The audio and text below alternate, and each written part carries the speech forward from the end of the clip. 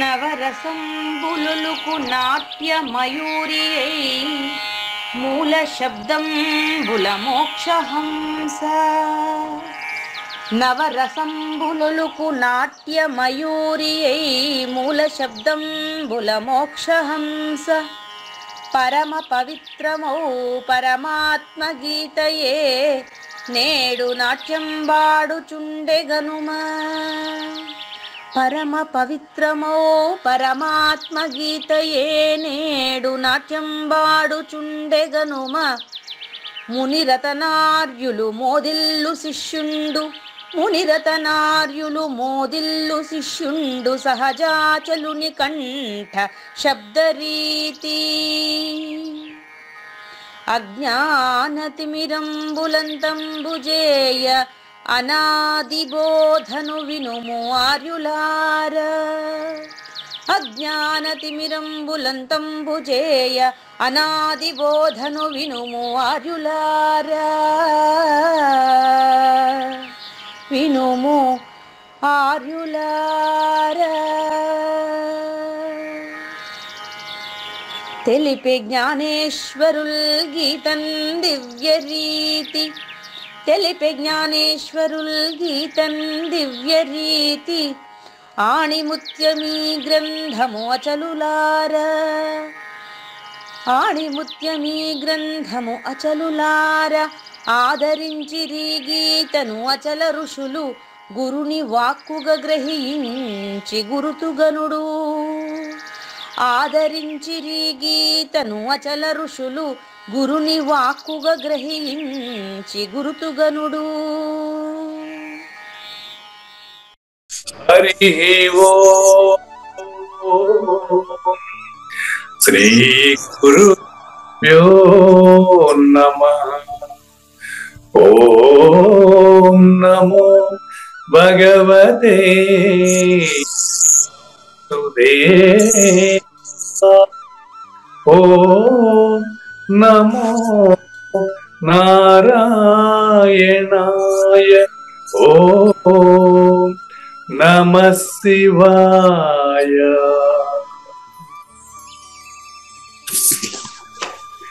ఈ గీతా జ్ఞానయజ్ఞ మొదలైన నిన్నటికి 1059 రోజులైందండి. ఈ రోజు 1060 రోజు. ఈ గీతా జ్ఞానయజ్ఞ కార్యక్రమం సంకల్పించి నిర్వహిస్తున్న శ్రీ విశ్వసాగర్ గురువు గారికి, శ్రీ వెంకటేశ్వర గురువు గారికి శ్రోతలందరి తరపున ధన్యవాదాలు, వందనాలు. ఈనాటి కార్యక్రమంలో పాల్గొన్న ఆత్మస్వరూపులైన శ్రోతలందరికీ కైవల్యాశ్రమం తరపున, అలాగే శ్రీ శివరామ దీక్షితుల వారి అచల యూట్యూబ్ ఛానల్ తరపున హృదయపూర్వక స్వాగతం, వందనాలు. గురుదేవులు సహజాచల రాజయోగి శ్రీ పూజారి వెంకటేశ్వర గురువు గారిని కార్యక్రమం ఆరంభించమని కోరుతున్నానండి. సర్వము గురువుమయము, సర్వము గురువుమయము. భవరోగ వైద్యుడతడని తెలియుము, సకల విద్యల నిలయము. దక్షిణామూర్తి అతడని తెలియుము. మూగవాణి మాటను, ఈ మూగవాణి మాటను శ్రోతలు కోటలు దాటింతురు. గురు కృపా సిద్ధితోనే నేనెంత ఆనందముందినానో. నిజయోగి శ్రీకృష్ణుడు నిజ భక్తుడైనట్టి అర్జునుండు. పీరి సంవాదామృతం జనులార మన పాలిట అమృతం. వేదవ్యాసుడు దీనిని జనుల యద వికసించునట్లుగాను మహాభారతనందున వెలిగించే కోటి సూర్యుల వెలుగుతో. నిత్య సత్య శాశ్వతమైన పరిపూర్ణంలో లేఖనే జరుగుతున్నట్లుగా మనకు తెలియబడుతున్న పవిత్రమైన శ్రీమద్ భగవద్గీత జ్ఞానేశ్వరీయ జ్ఞానయజ్ఞంలో ఇవాళ 1060వ రోజు, అంటే 2024 జనవరి 28వ తేదీన మనము శ్రీమద్ భగవద్గీత 18వ అధ్యాయం శ్లోకం నంబర్ 53లో మోక్ష ప్రాప్తికి అడ్డంకుల్ని తొలగించేదానికి ముందుగా మోక్ష ప్రాప్తి పొందిన వాడికి జనులు ఏమిస్తారు ఏమియ్యరు అని తెలియజేసేటటువంటి శ్రీకృష్ణ దేశికేంద్రుల 185వ కంద పద్యంతో శ్రోతలందరికీ సాదర స్వాగత సుమాంజలి. శ్రీ గురుభ్యో నమః. శ్రీమద్భాగవత కృష్ణదేశిక ప్రభువులు రచించిన 292 కందార్థ దరువులు సంపూర్ణంగా జ్ఞానయజ్ఞంలో రోజుకొకటి చొప్పున వ్యాఖ్యానించబడిన విషయం శ్రోతలకు విదితమే. ఈ కందార్థ దరువులను రచించిన 19 సంవత్సరాల వరకు అవి ముద్రణకు నోచుకోలేదని, వాటిలోని నిగూఢ భావాలను మరింత స్పష్టం చేస్తూ రచయిత క్షరాక్షరోపాధి ద్వయదోషరహిత పరమతత్వ కందములు 261 రచించారని, తదుపరి సద్గురు శుభాశీస్సులతో ఈ రెండూ కలిపి ఒకే పుస్తకంగా ముద్రించారని పెద్దలు చెప్పగా విన్నాం. పుస్తకం ఇప్పుడు మన భక్తులతో చాలా మంది దగ్గర ఉంది. ఈ కందపద్యాలు భగవద్గీతకు ఉత్తర గీత వలె సద్గురు భక్తులకు కందార్థ దరువులలోని ఎన్నో సమస్యలకు సమాధానమై విలసిల్లుతోంది. ఎంతో ఉపయోగకరమైనటువంటి ఈ కందపద్యాలను రోజుకు ఒక్కొక్కటి చొప్పున వివరించాలని అడిగిన ప్రత్యక్ష శ్రోతల కోరిక మేరకు జ్ఞానయజ్ఞంలో శ్రీకృష్ణ పరమాత్మ సందేశానికి ముందే ప్రతిరోజు కృష్ణ ప్రభువుల దర్శనం మహద్భాగ్యంగా భావిస్తూ ముందుకు వెళదామా? హెచ్చైన బోధదిల్పే సచ్చరితులకీయలేరు జనులు ధనంబుల్, గచ్చులు గొట్టే దిచ్చులకు ఇచ్చిన క్రియ నిట్టి నృతతిని ఏమననోయి. 185వ కందపద్యానికి ఇంతవరకు కూడా 20 నుంచి 25 వ్యాఖ్యానాలు నేను చదువుకుంటాను. ఇంతవరకు సరైన వ్యాఖ్యానం నా కంట పడలేదండి. కావూరి నాగేశ్వర ప్రసాద్ గారు అడిగేటువంటి ప్రశ్నలకు సమాధానం, సరైనటువంటి సమాధానం ఇక్కడ ఉండదు. అయితే ఇంతవరకు రాసినటువంటి వ్యాఖ్యానాలు ఇవి కూడా నాకు తారసపడలేదు. సద్గురు కృపారసంతో, సద్గురు కృపా కటాక్ష వీక్షణములతో ఈరోజు 2024 జనవరి 28వ తేదీన మనం ఎక్కడ కనీ విని ఎరుగున్నటువంటి వ్యాఖ్యానం ఇందులో మరి సద్గురు బోధిస్తున్నారు. ఒకసారి గమనిద్దాం. ఇక్కడ మంచి బోధ, పరిపూర్ణ బోధ తెలియజేసేటువంటి వారికి ప్రజలు డబ్బివ్వరు అని మనకు అనిపిస్తుంది. కానీ ఇక్కడ చెప్పదలుచుకుంది కృష్ణ ప్రభువులది కాదండి. బాగా గమనించండి. గచ్చులు కొట్టే దిచ్చులకు ఇచ్చినట్లు వీళ్ళకి డబ్బీరు అని రాసి పెట్టారు అన్ని వ్యాఖ్యానాలు కూడాను. గచ్చులు కొట్టే దిచ్చులు అంటే అర్థం ఏంటంటే, దిచ్చులు అంటే వ్యభిచారులండి.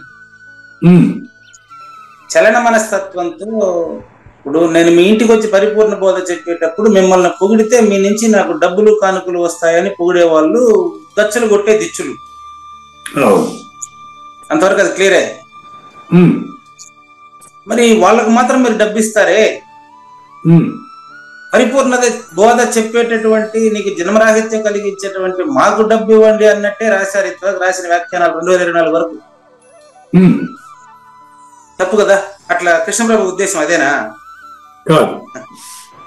కాబట్టి ఇంతవరకు 2024 వరకు రాసినటువంటి వ్యాఖ్యానాలు ఇక్కడ ఫెయిల్ అయినాయి. మీరు ఏ వ్యాఖ్యానమైనా తీసి చదువుకోండి. ఈరోజు తరగతిలో చర్చించబోయే అంశం రాసి ఉంటే వాళ్ళని అభినందించండి. మంచి హెచ్చైన బోధ అంటే పరిపూర్ణ బోధ, అది ఓకే. ఇంతకుముందు నిన్నే చెప్పారు మనకు, ఏ బోధ జనన మరణాన్ని దాటిస్తుందో అది పరిపూర్ణ బోధ. దానికి డబ్బు అడుగుతాడా? లేదు.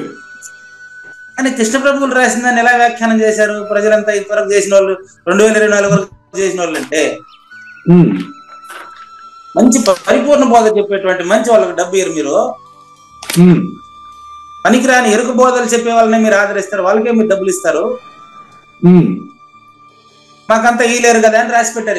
ఇక్కడ రాసింది కూడా అదే. నేను చదివిన వ్యాఖ్యానం అన్నింటిలో అదే రాశారు. చదువుతాను చూడండి. ఆయన పేరు అవసరం లేదు. పైకి యోగ్యంలాగా కనపడుతూ పొగడతలతో డబ్బు సంపాదించే వారికి ఇచ్చినట్లు మీరు మంచి బోధ రహస్యాన్ని తెలియజేసే వాళ్ళకి ఇవ్వలేరే. అట్టి నరసమూహాన్ని ఏమనాలి? ఇది దీనికి రాసిన భావం. వీళ్ళు తప్పు కదండి. అంటే పరిపూర్ణ బోధ చెప్పే వాళ్ళకి డబ్బు ఇవ్వమన్నట్టే కదా ఉంది ఇది. అవును. మరి ఇట్లా రాస్తే పరిపూర్ణ బోధ ఏం చెప్తాడు ఆయన? ఎవరైనా సరే. కాబట్టి పరిపూర్ణ బోధ ఉద్దేశం అది కాదండి. ఎట్టుందంటే అన్నమయ్య చెప్పింది, పుట్టుటై నిజము పోగుటై నిజము. అన్నమయ్య రాశాడు కదా, చావు పుట్టుకలు నిజం అన్నట్టు ఉన్నది. అంతే కదా, అట్టే ఉంది ఇది కూడా. అట్ట కాదండి ఇది. ఆట గద జననాలు ఆట గద మరణాలు శివాయన మీరే పాడినారు. జనన మరణాలని ఆటగా నీకు తెలియజేసేటువంటి బోధ పరిపూర్ణ ప్రబోధ, అది నీలో తెలియజేసే ప్రబోధ. రహస్యం పట్టుకోండి.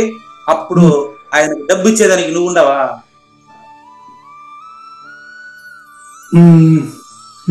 ఆ స్థితిలో ఆయనకు డబ్బు ఇచ్చేదానికి నువ్వు ఉండవా? వింటున్నారు. ఆయన భలే వాదించారు ఒక రోజంతా. పాపం ఆయనకు డబ్బు ఇస్తే తప్పే ఉందండి, ఆయన కుటుంబాన్ని మనం పోషిద్దామండి, ఆయన కొడుకులకి మనం ఎవరయ్యా దానికంత ముందు, అప్పుడు నువ్వు ఉండవు అనమాట. ఇంకొక ఆయన వాదిస్తారంటే సంవాదం అనుకోండి, అది వేరే విషయం.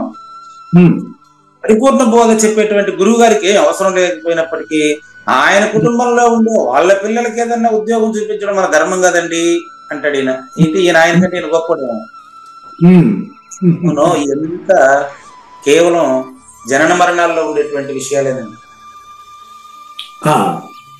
దీనికి అసలు విషయం ఇంతవరకు కూడా మీకు క్వశ్చన్ మార్క్ కట్టే ఉంది. మరి ఇందుకు ఈ పద్యానికి ఎలా వ్యాఖ్యానం చేయబోతున్నారు అని మీరు అడుగుతున్నారు. అవునండి. హెచ్చైన బోధ తెలిపేటటువంటి సచ్చరితులు బోధించేటువంటి బోధలో నేను అనుభవించాను కాబట్టి చెప్తున్నాను. గంట బోధ చేస్తే 45 నిమిషాలు ఆ విషయం మాట్లాడి చివరి 15 నిమిషాలు తనకు డబ్బు ఇచ్చే విషయం మాట్లాడతాడు ఆయన. అప్పుడు ఇస్తాడు డబ్బు. అది కాదు ఇక్కడ చెప్తాండి. ఇది నిజంగా ఆయన పరిపూర్ణ ప్రబోధ చేస్తే అతనికి గత 5 సంవత్సరాలుగా మీరు కుడుపూడి నాగేశ్వరరావు గారి వారి స్వగృహంలో చూడండి, దానికి ఈ పద్యానికి ప్రూఫ్. అది లాస్ట్ గా 5వ సంవత్సరం నేను పోయినప్పుడు మొన్న కాళ్ళు మొక్కేటప్పుడు జోబులు చేపెట్టిన వాళ్ళే లేరు. ఎందుకని? వాళ్ళకి అర్థమైపోయింది ఇక్కడ పరిపూర్ణ బోధ మాత్రం ఉండదు, ఆర్థిక లావాదేవీ లేవని వాళ్ళకి తెలిసిపోయింది. కాళ్ళు మొక్కేటప్పుడు జోబులు చేపెట్టే మనిషి ఉండడు ఇంకా ఆ సెంటర్ లో మాత్రమే, మీ తగ్గత మీ ఇష్టం. కాబట్టి నిజమైన పరిపూర్ణ బోధ తెలియజేసే వాళ్ళ దగ్గర బోధ తెలుసుకోవడానికి వస్తారే తప్ప ఆర్థిక లావాదేవీ నిర్వహించడానికి రారు. వ్యాఖ్య సరిపోయిన అర్థమైందా? ఏమిస్తారు? నేను అడ్డం నేనే, నా బోధకు నేనే అడ్డం పడుతున్నా. చూడండి అయ్యా, మరి మంచి బోధ తెలిపే వాళ్ళకి పరిపూర్ణ బోధ తెలుసుకున్నాక వాళ్ళ గురువుకి ఏమిస్తారు? దానికి నేనెందుకు మీరే చెప్పలేరు? పరిపూర్ణ బోధ స్పష్టంగా తెలుసుకుంటే వాళ్ళ గురువుకి ఏమిస్తారు చెప్పండి? ఈ బోధన, వారు తెలిపిన బోధన 10 మందికి వేరే వాళ్ళకి బోధించడానికి ప్రయత్నం చేస్తారు. అది కూడా అది ఆటోమేటిక్ గా జరుగుతుంది. అది మీరు చెప్పేది ఆటోమేటిక్ గా జరుగుతుంది. అది వాళ్ళ ప్రయత్నం పని లేదానికి. ఇప్పుడు ఈ గురుదక్షిణ అనేది ఎందుకు వచ్చింది గురువు గారు? ద్రోణుడు కూడా ఏకలవ్యుని గురుదక్షిణ అడిగాడు. ఎందుకు టాపిక్ డైవర్ట్ చేయబాకండి. అదెంత నేను అడిగిన ప్రశ్న గుర్తుపెట్టుకోండి. మీరు అడిగిన ప్రశ్నలో కూడా నేను అడిగిన ప్రశ్నకు సమాధానం ఉంది. గుర్తుపెట్టుకోండి, మళ్ళీ గుర్తుపెట్టుకోండి. మీరు అడిగిన ప్రశ్నలో కూడా నేను అడిగిన ప్రశ్న సమాధానం ఉంది. ప్రశ్న డైవర్ట్ కాలేదు. శ్రోతలు దయచేసి చక్కగా గమనించండి. నాగేశ్వర ప్రసాద్ గారు డైవర్ట్ చేయలేదు, డైవర్ట్ చేసినట్లు అనిపిస్తుంది. కన్ఫ్యూజ్ అవుతున్నారు కొంతమంది, కండి పర్వాలేదు. అక్కడ నేను అడిగిన ప్రశ్న బాగా గమనించండి. మరి మంచి బోధ చెప్పేటటువంటి వారికి గురుదక్షిణగా ఏమిస్తారు? ఏకలవ్యుడు ఇచ్చినటువంటి గురుదక్షిణ అంతరార్థాన్ని తెలుసుకుంటే సరిపోతుందని ఏమన్నా నా దగ్గర చెప్పిస్తున్నారేమో కావూరి నాగేశ్వర ప్రసాద్ గారు. అర్థం కావడం లేదు. అది కూడా ఉపాఖ్యానమేనండి. దాని అర్థం చెప్తాను. ఎవడు కోరడు బొటనవేలుని అడ కల్పించి రాశారు వేదవ్యాసులు. బొటనవేలు అంటే చేతి వేళ్లలో ప్రధానమైన వేలు బొటనవేలు. చూపుడు వేలు చూపెట్టేదానికి గుర్తు. మిగతా 3 వేళ్ళు త్రిగుణాలకు గుర్తు. త్రిగుణాలను తనలో పెట్టుకొని ఎదుటి వ్యక్తిలో తప్పులను చూపెట్టేది చూపుడు వేలు. 4 వేళ్ళు అయినాయి. కానీ వాటన్నిటికీ ఆధారంగా ఉండేటువంటిది తన నేను అనే అహంకారమే బొటనవేలు. సూచన, అది సూచన. నేను అనే అహంకారమే బొటనవేలు. కాబట్టి గురుదక్షిణగా ఇవ్వడం అంటే అహంకారాన్ని గురుదక్షిణగా ఇచ్చినట్టు మనకు చెప్పడానికి బొటనవేలుని కోసి తీసుకున్నట్టుగా అక్కడ కల్పించి రాశారు. దాని సింబాలిజం ఇది. ఓకే. ఇప్పుడు చూడండి, గురుదక్షిణగా ఏమిస్తారు అంటే, ఏమండి తన సర్వస్వాన్ని తనని సమర్పిస్తే సర్వం సమర్పించినట్ల, తనను పక్కన పెట్టి ఆస్తి అంతా ఇస్తే తనని ఇచ్చినట్ట.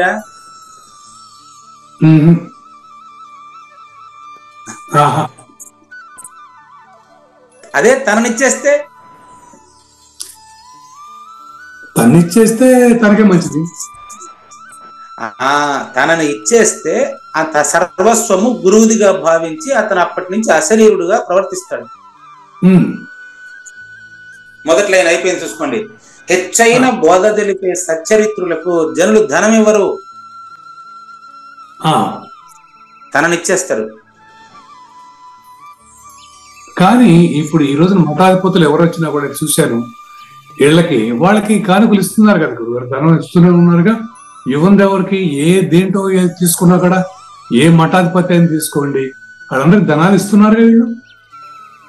ఇప్పుడు చెప్పాను కదా మీకు ఎగ్జాంపుల్, 5 సంవత్సరాలుగా నేను పోయి వాళ్ళ ఇంట్లో ఏం ఎత్తుకొని వచ్చుకుంటానని చూడండి అని చెప్పిన తర్వాత మళ్ళీ మఠాధిపతులు పీఠాధిపతులు అని వెళ్తారేమే, దూరంగా వెళ్ళిపోతారేమే. అది కరెక్టేనా అని కదా ఇప్పుడు వ్యాఖ్యానం కూడా అట్టే రాసి పెట్టారనే చెప్తా ఉండేది నేను. మీరు చెప్పిన భావంగానే వ్యాఖ్యానం రాసి పెట్టారు. లైన్ దాని దృష్టిలో పెట్టుకుని చెప్పారేమో నాకు అనిపిస్తోంది. అదేనండి, ఇప్పుడు నేను కరెక్టే, అది కూడా దాన్ని దృష్టిలో పెట్టుకుని చెప్పారు. అది కరెక్టేనా అని అడుగుతున్నారు కృష్ణ ప్రభువులు. వచ్చినటువంటి పీఠాధిపతి గాని మఠాధిపతి గాని తిరుక్కొని పోయేటప్పుడు, వచ్చేటప్పుడు ఖాళీగా బ్యాగ్ ఎత్తుకొచ్చి, పోయేటప్పుడు లగేజ్ తీసుకుని పోయేట్టుగానే రాసి పెట్టారు వ్యాఖ్యానం కూడా ఇక్కడ. నేను అడుగుతున్నాను, అది కరెక్టా? తన సర్వస్వాన్ని పూర్తిగా దారిపోయడం అంటే అర్థం ఏంటి అంటే తననిచ్చేయడం. ఇది ఇచ్చిన వాళ్ళకే తెలుస్తుంది. విమలాంబ వీరలక్ష్మికి తెలుసు, అది చరాచర విలక్షణ సత్యనారాయణకు తెలుసు, అది కుడుపుడు నాగేశ్వరరావుకి తెలుసు. మరి వాళ్ళకి నేనేమి ఇచ్చినానో కూడా వాళ్ళకి తెలుసు. ఇది మరి ఆ ఇచ్చిన వాళ్ళకి తీసుకునే వాళ్ళకి మధ్యలో ఉండే రహస్యం ఇంత పబ్లిక్ గా ఉదయం తెల్లారి లేచి 6 గంటల నుంచి 7 గంటల వరకు చెప్పినప్పటికీ అది అర్థమయ్యే వాళ్ళకే అర్థమవుతుంది, కానీ అర్థం కాని వాళ్ళకి అర్థమే కాదు. కనుక హెచ్చైన బోధ, నిజమైనటువంటి వారసత్వంగా గురు పరంపరానుగతంగా వస్తున్నటువంటి పరిపూర్ణ బోధ సూచనను అందుకున్నటువంటి ఆ శివాజీ ఏమిచ్చారో ఒక్క ఎగ్జాంపుల్ చూడండి. యాజ్ఞవల్కి జనక మహారాజు ఏమిచ్చారు చూడండి. యాజ్ఞవల్కి జనక మహారాజు ఏమిచ్చారంటే, ఈ రోజు నుంచి జనక మహారాజు యాజ్ఞవల్కే చక్రవర్తిగా ప్రకటించారండి. కాబట్టి ఇప్పుడు ఆయన డబ్బు ఇచ్చినాడా, తన్నిచ్చేసినాడా? తన్నిస్తే చక్రవర్తి ఎందుకు ప్రకటించాడు? అయ్యో, ఇంకా మీకు లైట్ అలగలేదు తండ్రి. జనక మహారాజు తనను ఇచ్చినట్ట, డబ్బు ఇచ్చినట్ట అంటే చక్రవర్తిగా ప్రకటించినాడు అంటే మీరు పదవినే చూస్తున్నారా? డబ్బిచ్చినట్టుగా. అయ్యో, అదే మీరు డబ్బు ఇచ్చినట్టు పదవి ఇచ్చినట్టే చూస్తున్నారా? మరి అలాగే కనపడతాను కదా గురుగారు. మీకు కనపడిన దానికి నేను చేయగలిగింది ఏమి లేదు. కాకపోతే ఏంటంటే ఇతను యాజ్ఞవల్క్యులు కూడా చాలా నియంత్రణగా దాన్ని తీసుకోలేదు. దాన్ని యాక్చువల్ గా ఆయన ఊరికే మంచి గురువు గనక అతన్ని, బాబు నువ్వు నా తరపు నువ్వే చేసుకో జాగ్రత్తగాని చెప్పాడు తప్ప, ఇప్పుడు ఇచ్చింది యాక్చువల్ గా మరి ఇచ్చాడు. సపోజ్ యాజ్ఞవల్క్యులు కూడా నేను తీసేసుకున్నాను నేను ప్రభుని అన్నాడు అనుకోండి, వాటితో పోషణ ఎంత ఇచ్చినాడు అని అడుగుతున్నా మీకు. ఎంత ఇచ్చినాడు? దానికి చక్రవర్తిని చేశాడు కదా. అవునండి, చక్రవర్తిని చేయమని ఆయన అడిగినాడా? అడగల. చక్రవర్తిని చేయడం అంటే అక్కడ అర్థం ఏంటంటే తనను కోల్పోవడము. మీరు రహస్యం మళ్ళీ మీకు ఎంత వీలైతే అంతవరకు నా దగ్గర మరి రప్పించండి మీ వల్ల అయితే. నాకైతే చెప్పని తెలియదు. శివాజీదైనా అంతే కదా శివాజీ ఆయన మరి వాళ్ళ గురువుకి అలాగే రాజ్యాన్ని నేను సింహాసనానికి ఇచ్చాడు. ఆయన తీసుకున్నాడా? తీసుకోలే. అదేనండి, నిజ గురు శిష్యుల మధ్యలో ఆర్థిక లావాదేవీలు ఉండవు అనే దానికి ఈ 2 చిన్న ఉదాహరణలుగా మనం చెప్పొచ్చు. ఇప్పుడు వాళ్ళిద్దరి మధ్యలో ఎంత డబ్బు లావాదేవీ జరిగింది, ఆయనకి ఎన్ని పీఠాలు ఈయన కట్టాడు, ఆయనకి ఎంత డబ్బు ఈయన ఇచ్చాడో చెప్పండి. అది కరెక్టే. అదే కరెక్ట్, అది మాత్రమే కరెక్ట్. అది మాత్రమే కరెక్ట్. ఓకే, మిగతా గచ్చులు కొట్టే దిచ్చులు వీళ్ళకి ఇచ్చేటువంటి ఈ డబ్బులు దశకాలు ఎంత లేనివండి. ఎప్పుడైతే సచ్చరితులకు జనులు అంటే ఒక్క యాజ్ఞవల్క్య ఋషికి జనక మహారాజు తనను ఇచ్చాడు. ఆయన తీసుకున్నాడా లేదా అనేది అదంతా ప్రపంచానికి తెలిసిందే. ఏమి ఇచ్చినాడని కదా ఇక్కడ ప్రశ్న. ఇప్పుడు చక్రవర్తి ఇవ్వటం కంటే కూడా తన అంతా విడిచిపెట్టేసి యాజ్ఞవల్కుడి దగ్గర శిష్యుడిగా చేస్తే అయిపోయాయి. ఇప్పుడు కూడా అదే కదా జరిగిందా? మనం అర్థం చేసుకునే దాంట్లోనే తేడా ఉంది. ఇప్పుడు కూడా జరిగింది అదే. ఓకే గురుగారు. ఇప్పుడు కుడుపూడి నాగేశ్వరరావు గారు వాళ్ళ ఇంట్లో మీకు ఇక్కడ చెప్తా, ఇంకా లౌకికంగా ఇక్కడ నీ దగ్గరే చెప్తాను, అక్కడ మళ్ళీ అది పక్కన పెట్టండి. ఇప్పుడు నేను పోతే వాళ్ళ ఇంట్లో నాకేమి ఇచ్చినట్టు తెలుసు, వాళ్ళ ఇంట్లో ప్రతి చోట నా పేరు రాసి పెట్టింటారు. ఇది సహజాచల రాజయోగి నిలయము, ఇది సహజాచల రాజయోగి కిరాణా షాపు, ఇది సహజాచల రాజయోగి కూల్ డ్రింక్స్, ఇది సహజాచల రాజయోగి బిల్డింగ్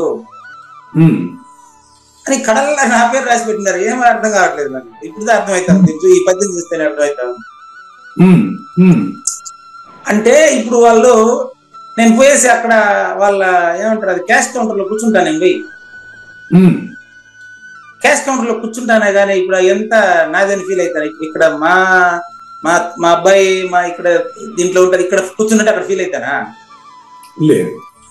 ఎందుకని? అది మానసికంగా అటువంటి ఒక భావంతో అది గురువుని మొదలు పెట్టుకుని వ్యవహరించే తీరులో జరిగేటువంటి ప్రక్రియ. అది గురుదక్షిణ అంటే. గురుదక్షిణ అంటే వాళ్ళు ఇప్పుడు నాకు రూపాయో 2 రూపాయలు లేకపోతే 10,000 20,000 వెండి గ్లాసు బంగారు ప్లేట్ ఇలే అర్థ జన బాంధవ వాళ్ళ ప్రాపర్టీ కంప్లీట్ గా నాకు హ్యాండ్ ఓవర్ చేశారు. ఇప్పుడు నేను పోయి ఏ లెవెల్కి అమ్మేయమంటారా? అమ్ముతున్నారు కదా. అదే చెప్తున్నా. ఇప్పుడు మీరు రెండో చరణంలో అదే కదా గురువు. ఎస్, ఇంకా రెండో చరణానికి పోలే. అదే అదే ఇప్పుడు మనకు చాలా మంది ఫోన్ చేసి ఈ విధంగా ఇవ్వాలని చెప్పి పొలాన్ని ఆక్రమించుకొని ఆశ్రమం పేరుతో వాళ్ళు డబ్బులు వసూలు చేసి వాళ్ళ విలాసాలకు ఉపయోగిస్తున్నారు నా పొలాన్ని అని ఇప్పుడు చాలా మంది ఫోన్ చేసి అడుగుతున్నారు మనకు. కాబట్టి ఈ హెచ్చైన బోధ తెలిపే సచ్చరిత్రులకు ధనము గాని ఇవ్వరు, తన సర్వస్వాన్ని అర్పించగలరు. అంటే ఇప్పుడు బోధిస్తా ఉండేటువంటి గురువుల్లోనే లోపం ఉందని అర్థం. అంతేనా కాదు, ఇప్పుడు ఈ వ్యాఖ్యానం కూడా అట్టే తెలియజేస్తుంది మనకు. అంతే.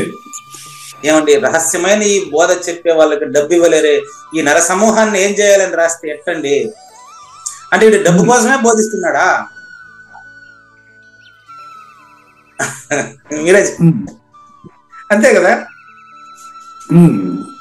కాబట్టి ఎప్పుడు విద్యనే నమ్ముకున్నవాడే కడతేరగలడు, అమ్ముకున్నవాడు కరతేరలేడు, అమ్ముకునేవాడు పుస్తకాలు అమ్మేవాడు పుస్తకాల వ్యాపారం చేసేవాడు మాత్రమే అవుతాడు.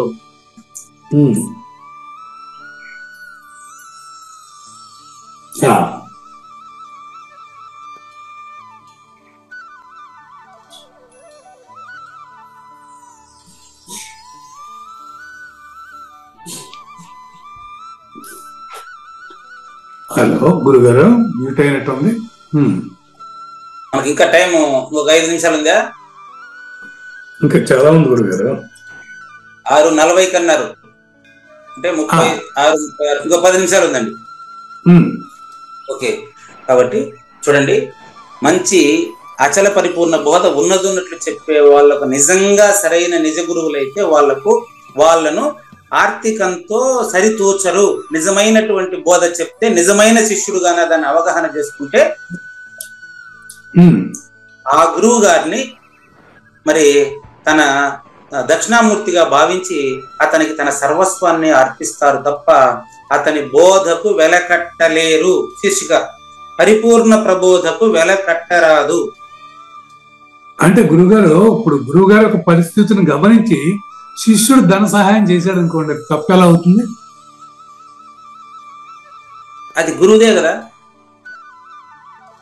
నేను చెప్పేది ఏంటి, గురువు గారి యొక్క ఆర్థిక పరిస్థితిని గమనించి ధన సహాయం చేయడానికి శిష్యుడు ఎప్పుడు సిద్ధంగా ఉండాలనేది లౌకికం. అదే గురువేం అడగట్లా అతన్ని, గురువు అది చూశాడు. ధర్మస్థితికి వస్తుందండి. ఆ, ఆ, నేను కాదనట్లే. ఆ, ఇప్పుడు మా గురుపుత్రిక ఫోన్ చేస్తుంది నాకు, పోనీ అది చెప్పండి. మా గురుపుత్రిక నాకు ఫోన్ చేస్తుంది. ఉమ్, ఆవిడకి 70 వయసు. ఇప్పుడు మా గురువు గారికి 99, 98 అయితే పరమం చెందిన తర్వాత ఈవిడ ఫోన్ చేస్తారు.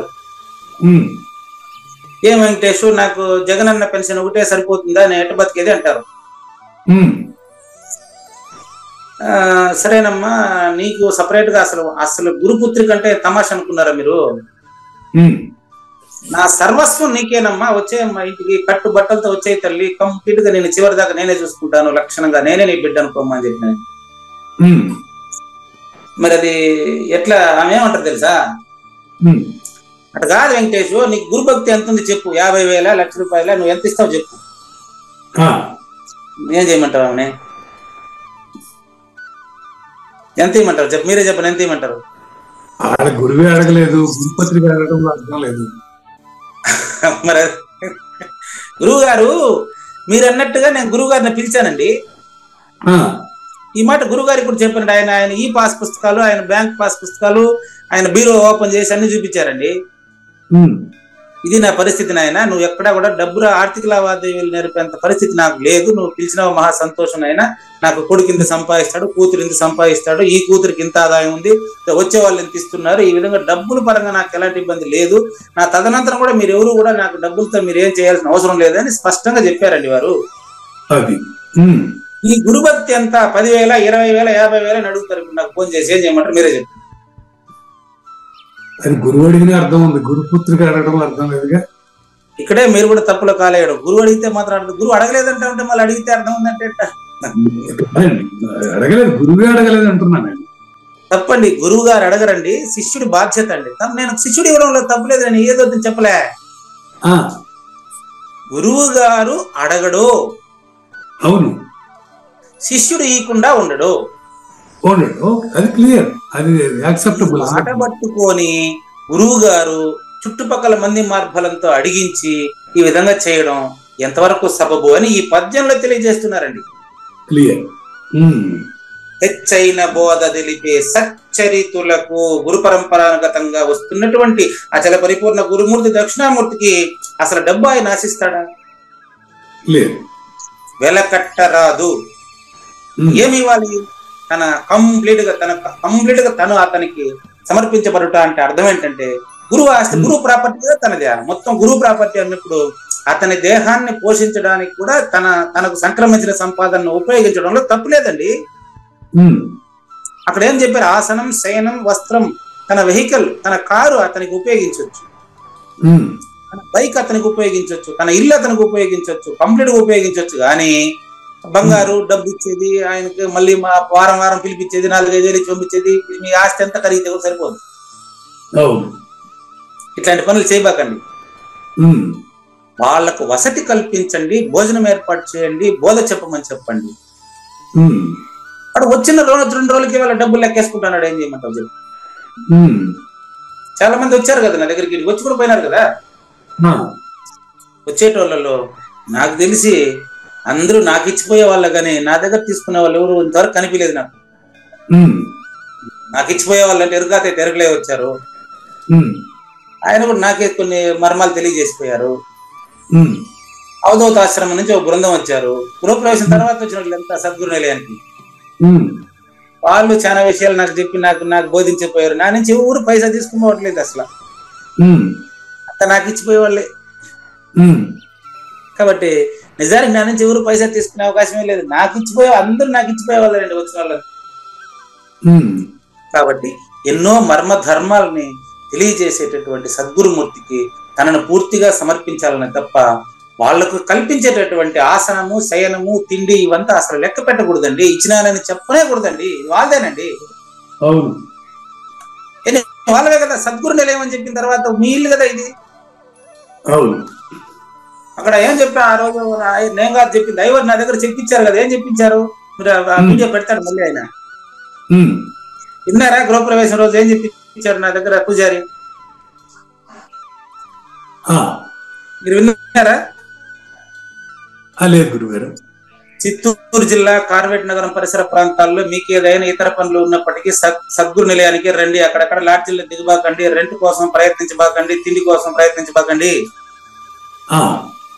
చిత్తూరు జిల్లా పరిసర ప్రాంతాల్లో మీరు ఎవరు వచ్చినా నేరుగా సద్గురు నిలయానికి రండి, సేద తీరండి, ఇక్కడ మీరు అన్ని మీ సౌకర్యాలు మీకు ఉంటాయి రండి అని నా దగ్గర ప్రమాణం చేయించారు కదండి. ఆ ప్రమాణం స్వీకరించుకునే కదా అవధూత ఆశ్రమం నుంచి కొంతమంది భక్తాదులు వచ్చింది ఇక్కడికి. వచ్చింది వేరే పని. చిత్తూరు జిల్లాలో పరిసర ప్రాంతాల్లో వనజాక్షమ్మ గారి ఆరాధనకు వచ్చారు. నేనే పోయి పిలుచుకుని వచ్చుకునే వాళ్ళని. ఏమ్మా ఆ రోజు నేను ప్రతిజ్ఞ చేసినా కదా, మీరు రాకపోతే అందరూ నేనే పిలుచుకొచ్చినాయి. మరి సద్గురువుది నిలయంగానే నాజా ఏమండి, నేను నన్నే సద్గురువుకు సమర్పించిన తర్వాత నిలయం సద్గురువుది కదా. అంటే ఈ యొక్క సద్గురు నిలయానికి, సద్గురు నిలయంలో నేనే బాడుకుండా. కాబట్టి బాగా గమనించండి, ఈ ఇల్లు బాడిగిల్లే, ఈ ఇల్లు బాడిగిల్లే, ఇదంతా సద్గురువుదేనని భావించేటటువంటి భావనను మొదటి లైన్ లో తెలియజేశారు. వాళ్ళకు డబ్బులు ఇచ్చేటువంటి వాళ్ళని ఏమని చెప్పాలంటే వాళ్ళు పనికిరారు ప్రబోధకని అర్థం అండి. గచ్చులు గుట్టే దిచ్చులకు ఇచ్చిన క్రియను ఏమని చెప్పాలి చెప్పండి. కాబట్టి పరిపూర్ణ ప్రబోధకు వెలకట్టలేము అనేది ఇక్కడ ఈరోజు శీర్షిక. నెక్స్ట్ మరి కృష్ణ ప్రభువులకి ఇంకా దీంట్లో ఏమైనా సందేహాలు ఉన్నాయా? లేవు.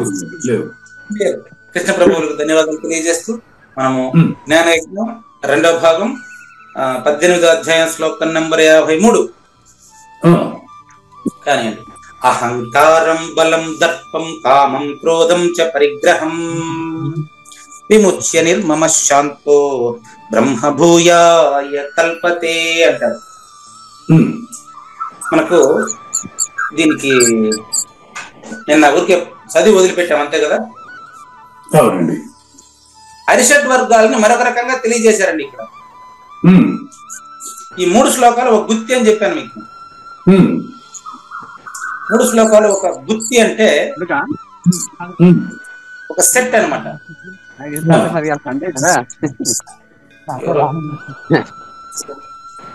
ఎవరో మాట్లాడుతున్నారు చూడండి. అరిషడ్ వర్గాలు కామక్రోధ లోభ మోహ మద మత్సరాలు అంటాం కదా, ఇంకొక వేరే రకంగా ఒక 6 తెలియజేశారు ఇక్కడ. ఇక్కడ 6 అహంకారము, బలము, దర్పము, కామము, క్రోధము, పరిగ్రహము ఏదైనా తీసుకోవడం. కాబట్టి ఈ 6ంటిని మరి మోక్షానికి అడ్డంగా ఉండేటువంటి శత్రువులు ఇవి. ఈ 6ంటిని పోగొట్టుకున్నటువంటి వాడు మరి నిర్మమః, నాది అనే భావన ఉండదు. అహంకారము, బలము, దర్పము, మరి కామము, క్రోధము, పరిగ్రహము అంటే ఏదైనా తీసుకోవాలి అనే కోరిక. పరిగ్రహము అంటే ఏదైనా తీసుకోవాలనే కోరిక అండి. వీటిని ఈ 6ంటిని విముచ్య అంటే వదిలి,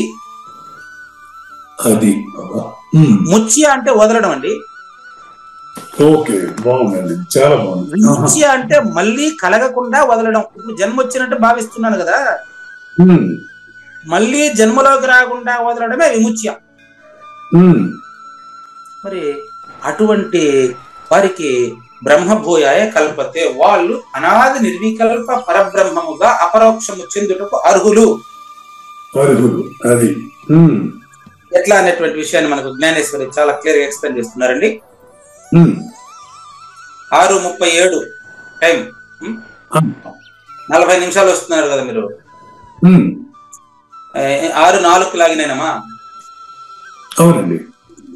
కాబట్టి ఇంకా 4 నిమిషాలు ఉందా? ఒకటి కంప్లీట్ చేద్దాం. అహంకారం అనే నెంబర్ 1 కంప్లీట్ చేద్దామండి. చూడండి, అచల పరిపూర్ణ ప్రబోధ అపరోక్షము గావించుకునుటలో, జనన మరణ రహితము చెందుటలో 6 శత్రువులను ఈ 53వ శ్లోకంలో ఎక్స్ప్లెయిన్ చేశారు. మొదటిది అహంకారం. అసలు జన్మరహితానికి ప్రధానమైన శత్రువు అహంకారం. అక్కడ గురుదక్షిణగా ఇవ్వాల్సింది దీన్నే, సద్గురువుకి గురుదక్షిణగా ఇవ్వాల్సింది దీన్నే.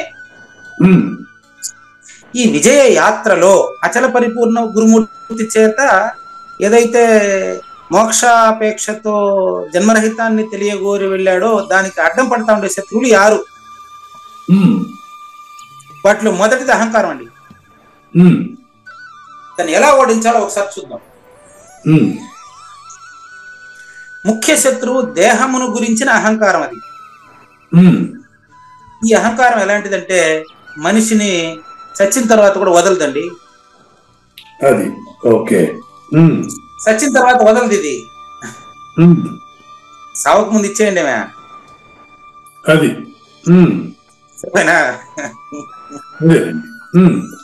చచ్చిన తర్వాత వదలదు, సావుకు ముందు ఇవ్వండి. కాబట్టి జన్మించిన పిమ్మట మళ్ళీ సరిగ్గా బతకనేదు. ఇది చచ్చిన తర్వాత వదలదు, పుట్టిన తర్వాత ఇబ్బంది పెడుతుంది, ఇప్పుడు ఇచ్చేయండి. ఇది ఈ అస్థి పంజరమున జీవుణ్ణి బంధించి అతనిని ఆశ్రయస్థానము ఈ దేహం అనే కోట అతనిని కష్టపెడతా ఉంటుంది కదా. ఇది ఇప్పుడు మీరు చెప్పింది మరణం తర్వాత కూడా అహంకారం చావదు అన్నారు మీరు కదా. ఏమండి? అవును, మరణం తర్వాత అహంకారం అంటే చేస్తుంది. అదే కదా అహంకారం కదా ఇప్పుడు మాట్లాడలేదు. అదే కదా జన్మ తీసుకొచ్చేది. అందుకని ఈ అహంకారానికి ఆధారం ఏదని చూసినప్పుడు శరీరమేదని అర్థమైంది. శరీరం దానికి ఆధారం, దానికి శరీరం ఆధారం. అది బతికుండేటప్పుడు అహంకారాన్ని ఇచ్చేస్తే ఇంకా ఇబ్బంది లేదు. కాబట్టి ఈ కోట పైన దాడి వెడలి ఆ వీర యోధుడు అంటే శిష్యుడు దాన్ని గురువు గారికి ఇచ్చేస్తాడండి. నిజంగా దాన్ని గురువు గారికి ఇచ్చేస్తే మళ్ళీ నా గురువు గారికి డబ్బు ఇయ్యాలనా ఏంది? అసలు ఇదంతా ఆయనదే కదా, కొత్తగా ఇచ్చేదేంది? అందుకని కదా చెప్పాను. ఇప్పుడు మా గీతమ్మ గారు డబ్బు అడిగితే నేను ఆవిడ ఇక్కడికే వచ్చేయమని చెప్పిన. నేను చివరి దాకా నీ కట్టె కాలేంత వరకు నేను పువ్వుల్లో పెట్టి చూసుకుంటాను రామ్మని చెప్పినా కదా. అంతే తప్ప డబ్బుకి పరిపూర్ణ బోధకు వెలకట్టరాదు. గురువు గారు నాకు ఏది నేర్పించారు, గురువు గారు నేర్పించింది నేను నీకు నేర్పిస్తాను, బో పెట్టి బోధ చెప్తారా తల్లి అని చెప్పాను అనమాట. కాబట్టి అహంకారాన్ని ఇచ్చిన వాడు ఈ డబ్బుల్ని తుచ్చంగా భావిస్తాడు. డబ్బులు ఇచ్చి దానికి నేను ఇచ్చినానని చెప్పుకునేవాడు అహంకారి. కాబట్టి మొదటి శత్రువు అహంకారం. అహంకారాన్ని జయించాలి. రెండవ శత్రువు మనం చిన్న బ్రేక్ తీసుకుందామా? 1060వ ఎపిసోడ్లో ద్వితీయ భాగానికి శ్రోతలందరికీ పునః స్వాగతం. మనుజుడు తన జన్మరహిత విధానంలో జీవనం కొనసాగించుటకు అతనికి అడ్డం వచ్చేటువంటి 6 శత్రువుల్ని 18 అధ్యాయాల సారాంశంలో సరికొత్తగా నిర్వచిస్తున్నారు మనకు శ్రీకృష్ణ పరమాత్మ. అహంకారము, బలము, దర్పము, కామము, క్రోధము, పరిగ్రహము, ఈ 6 గాన విడిచిపెడితే అతను మోక్ష స్వరూపుడే అన్నారు. అసలు 6 ఎక్కడ ఉన్నాయండి? నాకు అర్థం కావడం లేదు. చూడండి, అహంకారంలో ఇవన్నీ భాగాలండి. అహంకారం 6వది కాదు. బాగా గమనించండి. ఇప్పుడు నాగేశ్వర ప్రసాద్ అంటే మీరు ఒక్కరే పంచభూతాలుగా కలిసి నాగేశ్వర ప్రసాద్ గా గుర్తిరుగుతున్నారండి. అంతేనా? నాగేశ్వర ప్రసాద్ 6వ ఆయన. నాగేశ్వర ప్రసాద్ అతను వేరుగా లేడు. అవును, పంచభూతాలలో భాగమే అది. పంచభూతాల నుంచి వచ్చిన వాడే. పంచభూతాల్లో నుంచి వచ్చినట్టు తెలుస్తున్నాడు. పంచభూతాల కంటే వేరుగా లేదు. అందుకని ఆ విషయాన్ని అవగాహన చేసుకుని గురువు గారి ప్రబోధన వింటే ఆ విషయం అపరోక్షం కావడమే తనని ఇవ్వడం. కాబట్టి ఇది 6గా తెలుస్తుందే గాని మనకు కామ, క్రోధ, లోభ, మోహ, మద, మాత్సర్యాలు 6 శత్రువులు అంటారు. 6 శత్రువులు కూడా అహంకారం కిందివే. అహంకార స్వరూపాన్ని 6గా చెప్పారు అంతే. కనుక ముందు అహంకారాన్ని గురువు గారికి ఇచ్చేస్తే, అహంకారాన్ని గురువు గారికి ఇవ్వడం అనేది దేహం అనేటువంటి కోట పైన దాడి చేసి వీరయోధుడు దానిని నేలగలుపును. చూడండి, గురువు గారికి ఎత్తుకుపోయి పల్లెంలో పెట్టించేది కాదు అది. తనలో ఉండేటటువంటి, ఇప్పుడు చెప్పండి, మేక నిర్భయానంద స్వామి మీ గురువు గారని ప్రకటించారు కదండి. నాగేశ్వర ప్రసాద్ని మేకా నిర్భయానంద గారికి ఇచ్చిన తర్వాత ఇప్పుడు మీ ప్రాపర్టీ గాని మీదంతా కూడా మీదవుతుందా మేకా నిర్భయానందులది అవుతుందా? గురువు నడిపించినట్టు అవుతుంది. మరి గురువు గారికి ఇచ్చినట్టు అయినప్పుడు అక్కడ నాగేశ్వర ప్రసాద్ ఉండడు ఇంకా. అవును అప్పుడు నాగేశ్వర ప్రసాద్కే సేఫ్టీ. అవును, ఏం చేసినా ఆయన పేరు మీద చేసుకుంటాం. అలాంటప్పుడు మీకు సేఫ్టీ కదా, ఇంకా జనన మరణాలు ఏడున్నాయి. అవును అవును. అప్పుడు మీరు సమాజంలో ధర్మాన్ని మీరగలరా? మీరులే. అలాంటప్పుడు మీరు హాయిగా ఆటోమేటిక్ గా మీరు కర్తృత్వ రహితంగా జీవనం కొనసాగడానికి మీకు తెలియకుండానే, మీరు చేయకుండానే మీకు అన్ని పనులు జరుగుతాయి. అది అప్పుడు ప్రకృతి మీకు సేవ చేస్తుంది. అవునండి, డెఫినెట్ గా. అది పార్వతి పరమేశ్వరుడికి సేవ చేయడం, శిష్యుడు గురువుకి సేవ చేయడం అంటే అర్థం ఇది. అంటే ఆమోదయోగ్యమైనటువంటి సద్గురుని చేరాలి మనం. మరి ఇప్పుడు ఇందాక కృష్ణ ప్రభు చెప్పినట్టుగా సద్గురువుని ఏ విధంగా చేరాలని ఆయన చెప్పాడు, కానీ వ్యాఖ్యానాలు ఇంతవరకు సరిగ్గా రాలేదు. అవును. కాబట్టి డబ్బుతో వెలకట్టకుండా మరి బోధరూపకమైన ద్వాదశి, యథార్థమైన ద్వాదశి, బోధరూపకమైన ద్వాదశి మర్మాన్ని స్పష్టంగా ఎరగాలంటే శిష్యుడికి కూడా అంత పరిపక్వత లేదులేండి. శిష్యుడికి పరిపక్వత ఉంటే కర్మయోగాన్ని బోధిస్తూ ఆయన స్వధర్మ మర్మాన్ని తెలియజేశాడు 3వ అధ్యాయంలోనే. స్వధర్మ మర్మాన్ని అక్కడ తెలియజేసి ఆ 3వ అధ్యాయం సారాంశాన్ని ఇక్కడ 18వ అధ్యాయం 47వ శ్లోకంలో కూడా తెచ్చి మనకు అదే చెప్పాడు. కర్మయోగ మర్మమే మొత్తం వశిష్ఠ గీత గాని భగవద్గీత గాని ఎంత కర్మయోగ మర్మమే కదండి. కర్త లేకుండా కర్మ జరిగేటువంటి విధానాన్ని తెలియడమే మోక్షం కదండి.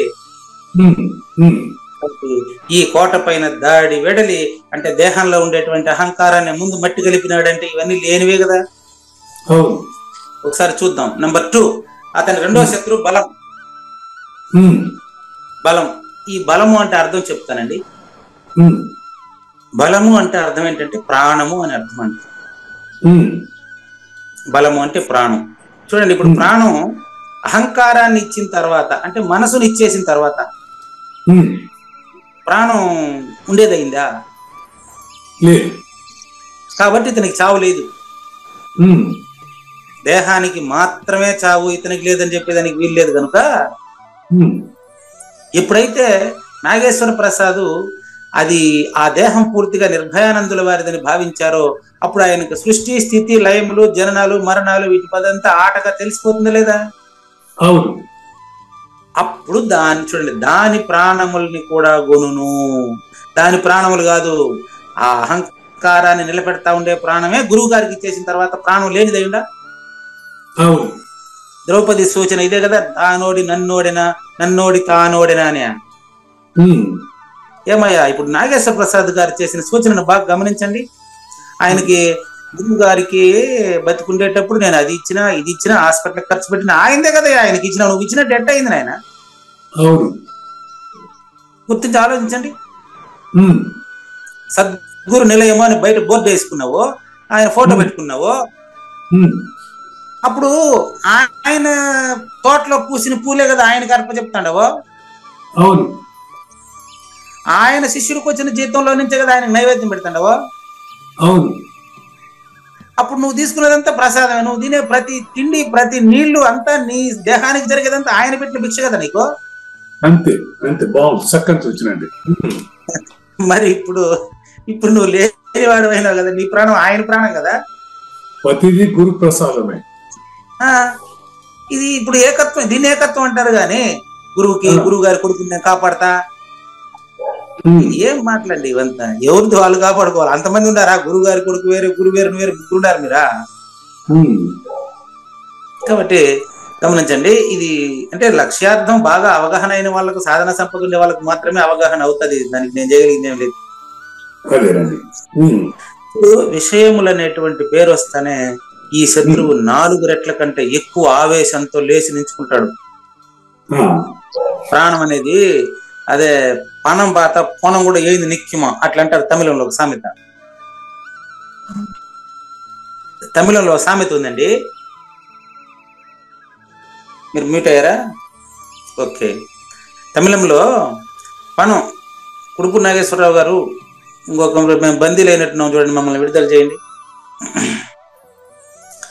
పణం పాత పొనం కూడా ఎందుకు అనేసి ఒక సామెత ఉందండి తమిళంలో. పణం అంటే డబ్బు అండి. డబ్బును చూసే శవం కూడా లేచి నిలుచుకుంటుంది అనే ఒక సామెత ఉండదు అనమాట. అట్లా ఈ ప్రాణం ఈ డబ్బు తనది అని భావించినంత వరకు తను దానికి బందీ, గురువుది అని భావించినంత వరకు అప్పుడు తనే తన నుంచి విడుదలవుతున్నాడు. వాళ్ళ గురువు అట్లా ప్రవర్తిస్తున్నాడు. అవును. కాబట్టి గుర్తుపెట్టుకోండి, విషయములనే పేరు వస్తానే వీడుగాన గురువుకు సమర్పించకుండా ఉంటే, తనను గురువుకు సమర్పించకుండా ఉంటే 4 రెట్లు ఆవేశంతో లేచి నిలుచుకుంటాడు. బా వీడికి పక్కన ప్లాట్ రేట్ తక్కువ ఉంది, పక్కనకాయ రేట్ తక్కువ ఉంది అంటే అస్సలు అతనికి ఎంతైనా ఏదైనా కుదవబెట్టి కొంటానే ఉంటాడు. నాన్నగారు చెప్పేది అడ్డిగా అదేంటి చెప్తారు, వడ్డీకి డబ్బు తీసి అడ్డిగా చేసుకుంటే, అడ్డిగా అంటే అది ఏందో వడ్డానమో అదేందో మరి నాకు తెలియదండి, అది మెడకేసుకుంటేది ఏదో అది ఒక నగ. వడ్డీకి డబ్బులు తీసి అడ్డిగా కొంటే మళ్ళీ అడ్డిగా అయితే వడ్డీకి చాలేదంట. అట్లా వీడు ఏదైనా అప్పు చేసి కొంటా పోతూ సొంతం చేసుకునే ప్రయత్నమే చేస్తుంటాడు తప్ప వీడి శరీరం లేనిదని వీడికి తెలిసేంత వరకు వీడు తప్పులు చేస్తానే ఉంటాడు.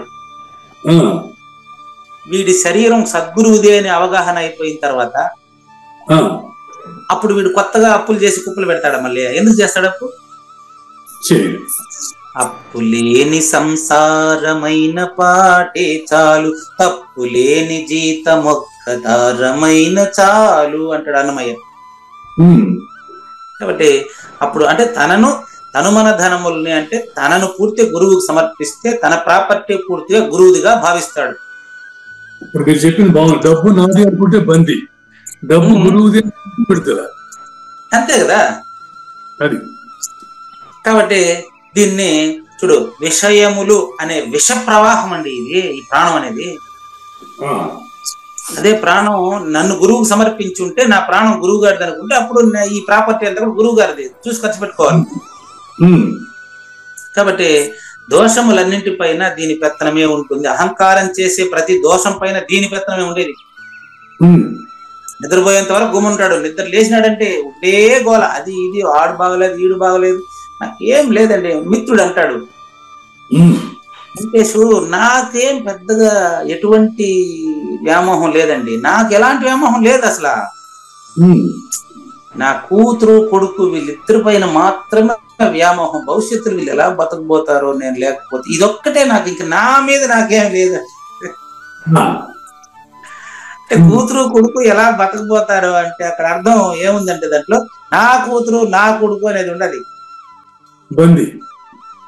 అంతేనా కదా? అంతే. మరి అది వ్యామోహం కాదా? అవును, అది కూడా వ్యామోహమే. వ్యామోహం మన బదిలీ చేస్తుంది. కాబట్టి చూడండి, ధ్యానం అనే ఖడ్గపు దెబ్బను అది ఎట్లా సహించగలదు? అచల పరిపూర్ణ సద్గురు ధ్యానంలో ధ్యానాగ్ని దగ్ధ కర్మ అని, బ్రహ్మాగ్ని దగ్ధ కర్మ అని అన్నట్టుగా ఈ కర్మి ఈ యొక్క గురు బోధ అనేటువంటి కత్తిలో, అచల పరిపూర్ణ గురు ధ్యానం అనేటువంటి కత్తితో తన అహంకారంలో ఉండేటువంటి తన అహంకారానికి సంబంధించినటువంటి మూలాలను వేర్లతో సహా నరికేస్తున్నాడు. దాని ఖడ్గం పేరు తెలుసు కదా మీకు, 15వ అధ్యాయంలో చెప్పబడింది ఖడ్గం. 15వ అధ్యాయంలో దానికి కత్తి పేరు కూడా చెప్పారు అక్కడ. అంటే ఆ కత్తికి రూపం ఉండదు, ఈ చెట్టుకి రూపం ఉండదు. ఆ చెట్టుకి రూపం ఉండదు, ఈ కత్తికి రూపం ఉండదు. కత్తి అంటే కత్తి కాని కత్తి అది. 15వ అధ్యాయంలో కత్తి ఏ శ్లోకంలో ఉందో కూడా ఆయన తెలుసా? శ్లోకం నెంబర్ కూడా నేను చెప్పాల్సిన అవసరం లేదా? 3వ శ్లోకంలో చూడండి. 3 అదే వృక్షం అదే, దాని కత్తి 3వ శ్లోకంలో చూడండి. దాని కత్తి పేరు చూడండి, కత్తి పేరు నరూపమస్యేహ తథోపలభ్య. అహంకారము, బలము, దర్పము, కామము, క్రోధము, ఇది కదా శత్రువులు. వీటికి రూపం అహంకారం చూపిస్తారా? ఆహా.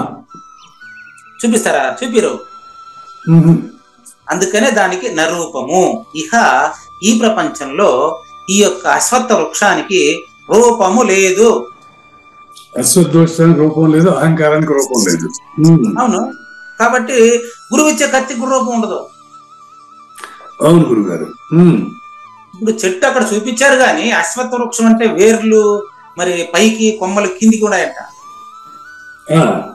వేర్లు పైకి అంటే గురువు గారు చెప్పేటువంటి ప్రబోధన అవగాహన చేసుకోవాలంటే కొంచెం డీప్, అంటే తనలోకి తాను ఆలోచించాలి అని అర్థం. అంతే. అహంకారం అనేది ఒక భావన, అంతే, ఒక అభిప్రాయం, అంతే. తనలో చూడాలి దాన్ని. అంతే గురుగారు. నరూపమస్యేహ తథోపలభ్యతే. మీకు ఇక్కడ చెప్పబడినట్లుగా వేర్లు పైకి, కొమ్మలు కిందికి ఉండేటటువంటి అశ్వత్థ వృక్షము తథా ఉపలభ్యతే నా మొదటి అక్షరం. మీకు ఈ చెట్టు దొరకదు. ఎందుకు తెలుసా? అంతః నచ ఆదిహి. ఈ అశ్వత్థ వృక్షానికి ఆది అంతములు లేవు. సున్నాకి ప్రారంభం ఏడని చెప్తాను. నా చ నా అంతః నచ సంప్రతిష్ఠ. దీనిని భౌతికంగా నువ్వు కనుక్కోలేవు. లేని దానికి ఆది లేదు, అంతం లేదు. ఎందుకంటే అశ్వత్థం మేనం, నీ శరీరమే అది. మేనము లేని నీ శరీరము, లేని నేనను శరీరము. ఇది అశ్వత్థ వృక్షం అంటే అదే. అశ్వత్థమేనం, అశ్వత్థము అనేటటువంటి మేను నీ శరీరము. సువిరూఢ మూలం, నీ శరీరంలో ఉండేటటువంటి దాని మూలం నీకు కనపడదు. గురువు చూపిస్తున్నారు. అహంకారము, బలము, దర్పము, కామము, క్రోధము, పరిగ్రహము. దీని యొక్క రూపము భౌతికము కాదు, అంతరంగికము, మానసికము, మధురము. అందుకే మధుసూదనుడు, నీలో నీకు ఇష్టమైంది నువ్వే. అదే మధురం. ఆ మధురాన్ని మధుసూదనుడు పరమాత్మ అయినటువంటి దక్షిణామూర్తి స్వరూపుడైనటువంటి నీ సాజన్మ సాకార సద్గురుమూర్తి చెప్పినటువంటి సూచనను నీలోగాన ప్రతిష్టాపన చేసినావంటే అదే చూడండి. అసంగ శస్త్రేణ దృఢేన చిత్వా. ఈ లైన్ లో మొత్తం సూచన సమాప్తం. అసంగము సద్గురుమూర్తికి చేసిన తర్వాత నువ్వు అంటుకోబాకు. కానీ గురువు గారు ఇక్కడ నిందా చెప్పిందంటే మీరు నాలో నాకు ఇష్టమైంది నేనే అంటుంది కదా, అది కాకపోవచ్చంగా. నాలో నాకు ఇష్టమైన గురువు నా సద్గురువు. అప్పుడు మీరు ఇద్దరు ఉండారనమాట. మరి అదే నేను చెప్పింది. శిష్యుడికి గురువు శిష్యుడు ఇద్దరు ఉంటారండి. మీరు గురువు అని తెలిసిన తర్వాత ఇద్దరు ఉండరు. ఇంకా ఇప్పుడు ఇష్టం అన్నాక రెండోది ఉంటుంది కదా గురువు గారు. అందుకే చెప్పింది. ఆ రెండో దాన్ని ఏది ఫస్ట్ ఏది రెండో చెప్పండి. ఇప్పుడు నేను ఉన్నప్పుడు ఇంకా ఇష్టం ఏముంటది? రెండోది ఉన్నప్పుడే ఇష్టం ఉంటుంది కదా గురువు గారు. రెండోది లేదని తెలిస్తే నువ్వే అది. అదే అసంగ శాస్త్రంతో నరకం. అదే రెండోది లేనిదే నాకు ఇష్టం అన్నట్టు. రెండోది లేనిది నీకు ఇష్టం కాదు. రెండోది లేనిది నువ్వు. కన్ఫ్యూజ్ గా ఉంది. ఏం కన్ఫ్యూజన్ లేదు, చెప్తాను క్లారిటీగా. నాకు నా గురువు ఇష్టము అన్నప్పుడు మొదటి స్థానం ఎవరికి ఇస్తావు? గురువుకి ఇస్తావా, నీకు ఇస్తావా? గురువుకి ఇస్తాను. మరి అప్పుడు నువ్వేడన్నావు చూపి. లేని నేనను శరీరము. అంతేనా? క్లియరా? ఇది మీ వల్లనే నాకు కూడా తెలుస్తా ఉంది. ఇది లేని నేనను శరీరము. కాబట్టి మొదటి స్థానం నువ్వు గురువుకి ఇచ్చేసినప్పుడు ఏకమేవ అద్వితీయం బ్రహ్మ, అనాది నిర్వికల్ప పరబ్రహ్మము ఒకటే అని తెలిసినప్పుడు మొదటి స్థానం నువ్వు గురువుకి ఇస్తే, రెండవది లేదని నీకే తెలిస్తే అప్పుడు గురువు శిష్యులు ఇద్దరే ఉన్నారు. ఇంకా ఇదే అసంగ శాస్త్రంలో అశ్వత్థ వృక్షాన్ని నరుకుట ఈ రోజు కావూరి నాగేశ్వర ప్రసాద్ నరికినట్టు నరకవలెను. అంటే ఇవ్వబడింది కదా సద్గురు, నాలో ప్రతిపాదన జరిగింది కదా గురుగారు, నాలోనే జరిగింది కదా గురుగారు. అదేనండి, అది భౌతికం కాదు, అది అంతరంగిక సూచన మాత్రమే. భావంలో భావం. అది బట్ట బయలుగా తెలియబడేటువంటి నిర్భావమైన సూచన. అసంగ శస్త్రేన దృఢేన చిత్వా, సమాధానం వస్తుంది ఇప్పుడే. ముందు నీకు చిత్తం ఉండేది, ఇప్పుడు అది చిత్వము అయింది. అంటే ఇప్పుడు అయింది కాదు, నువ్వు లేదని నీకే తెలియడం వల్ల దీన్నే గురుతత్వ దర్శనము అంటారు. గురుతత్వ దర్శనం. ఓకే. ఎప్పుడైతే గురుతత్వ దర్శనం జరిగిందో తత్వదర్శనం చిత్వదర్శనం అంటాడు రమణ మహర్షి ఉపదేశ సారం. ఉపదేశ సారంలో చెప్తాడు అనమాట, కర్తురాజ్ఞయా ప్రాప్యతే ఫలం కర్మ కిం పరం కర్మ తజ్జడం. కర్మ ఫలాన్ని ఎట్టిస్తుంది నీకు? కర్మ జడం కదా, కర్మ ఫలాన్ని ఊహించిన వాడికి కర్మఫలం. సద్గురువును ఊహించిన వాడికి కర్మ లేనిది అవుతుంది కదా, ఫలం ఎట్టిస్తుంది అది.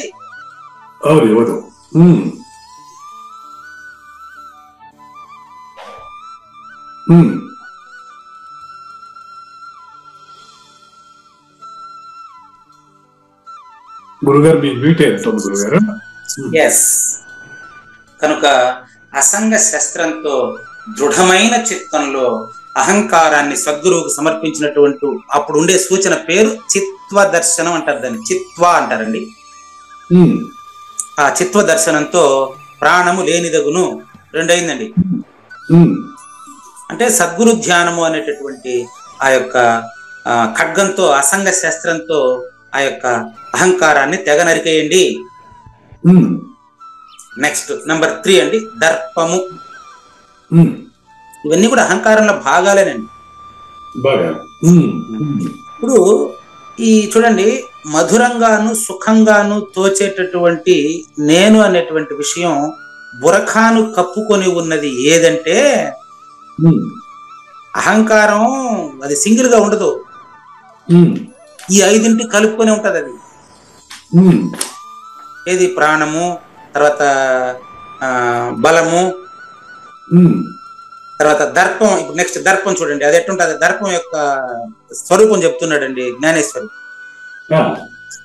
మధురంగా సుఖంగా తోస్తుండేటువంటి విషయాలు పంచ తన్మాత్రలు అనే బురఖాన్ని కప్పుకొని ఉంటది అహంకారం.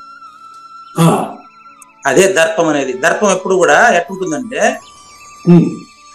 మనిషి పైన దాడి వెడలుతుంది. మనిషి పైన దాడి,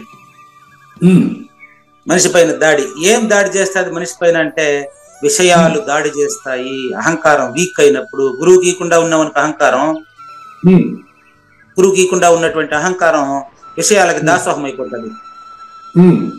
కనిపించిందంతా నాదే, నేనుంటే నాదే అంటది. నేను గురువుకి ఇచ్చిన తర్వాత నాదే అనేది ఉండదు ఇంకా. కాబట్టి ఏదైతే మనిషిని భ్రమింపజేసి సన్మార్గానికి దూరంగా తీసుకొని పోతాదో భ్రమ, అది ప్రవాసులైనటువంటి జీవుల్ని ఆ ధర్మం అనే అడవిలోకి తీసుకొని పూడొస్తుంది. నీలోనే కదా ఇవన్నీ, నాలోనే కదా. ఈ అడవిలో నరకము అనే పులుల నోట్లో పడేస్తుందండి. నరకము అనే పులి అంటే జనన మరణాలు అనే నరకం కదా.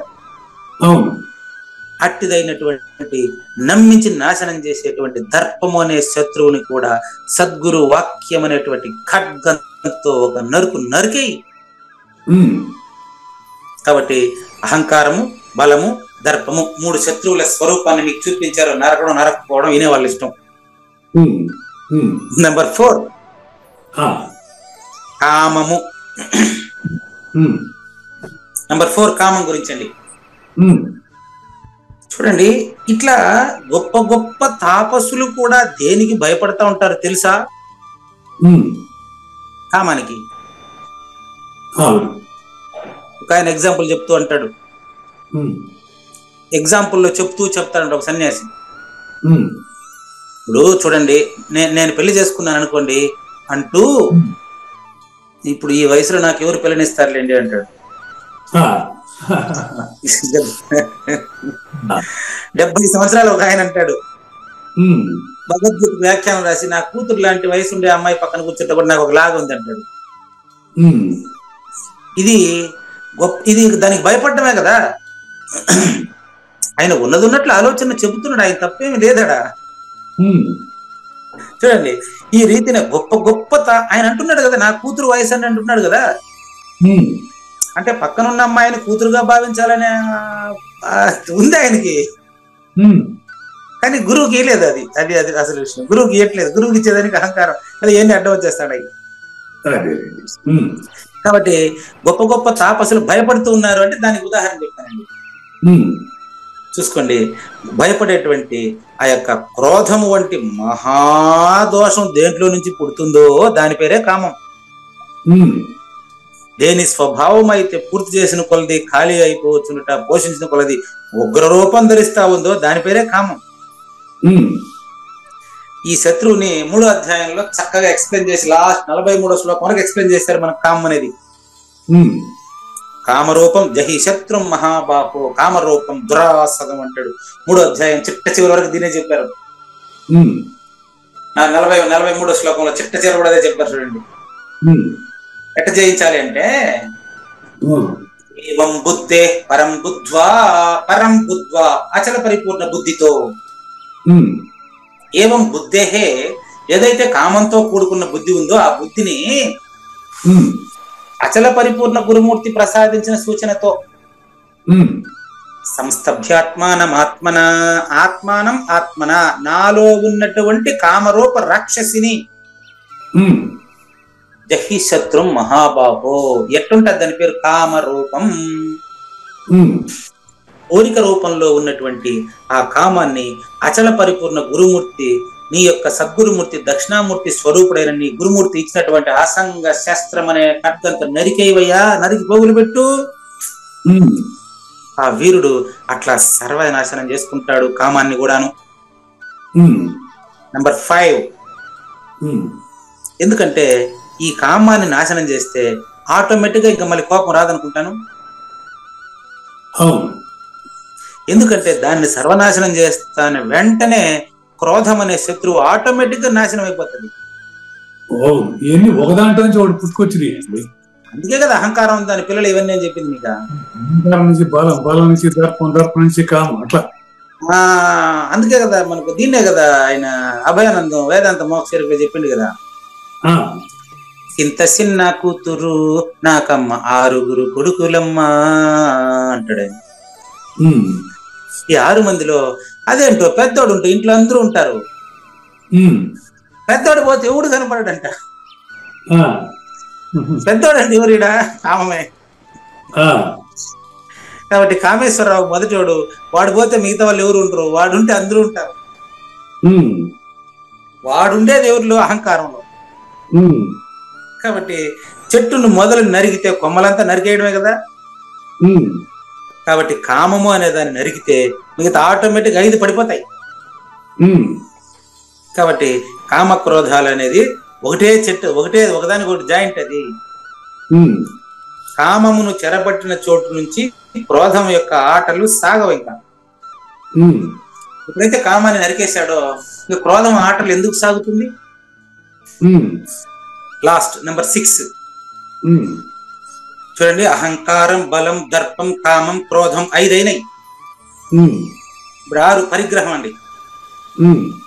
నిజంగా అచల పరిపూర్ణ గురుబోధకు అర్హుడైన వాడు తన బరువును మరి ఇతరుల నెత్తిపై బలత్కారంగా పెట్టేదానికి వెనుకాడడు. తన అధికారి అయిన వాడు తన బరువును ఇతరులు, చూడండి బరువు ఎక్కువైంది అనుకో వేరే వాళ్ళ దగ్గర పెట్టావు కదా, నీకు అహంకారం బరువు అయింది కదా, గురువుకి ఇచ్చేయమే. లే 70 ఇస్తానంటాడు సులభం కాబట్టి.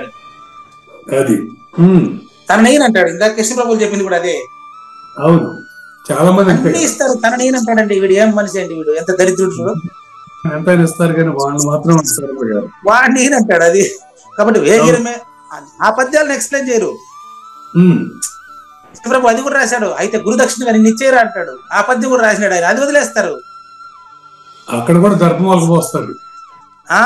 దానికి కూడా ఈ వ్యాఖ్యానం చెప్తాడు. ఉమ్, ఇప్పుడు శిష్యుడు గురు ఆశ వదలకుండినా శిష్యుడు ద్రవ్యలోభమగ్నుడైన అనే దానికి 8 పేజీలు రాసి ఉన్నాను చూడండి.